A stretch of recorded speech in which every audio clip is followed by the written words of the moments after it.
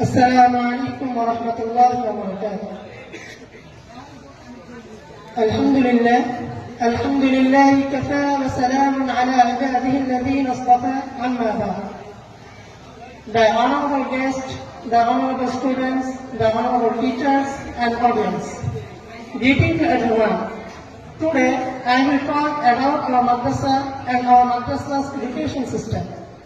Our madrasa's name is Jamia Hussaini. It's situated near Patna city. We have a great reputation in education. Serving the Quran and Hadith is our main purpose. Our main goal to create a person of honest character. Our main goal to create a person of honest character.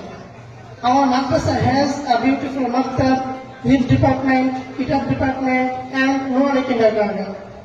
It has almost 130 students and 12 well-trained teachers. I am proud to reign in this madrasa. So I personally request all guardians visit our madrasa and then admitted your children to our madrasa. May Allah forgive us all. Assalamu alaikum wa rahmatullahi wa barakatuh.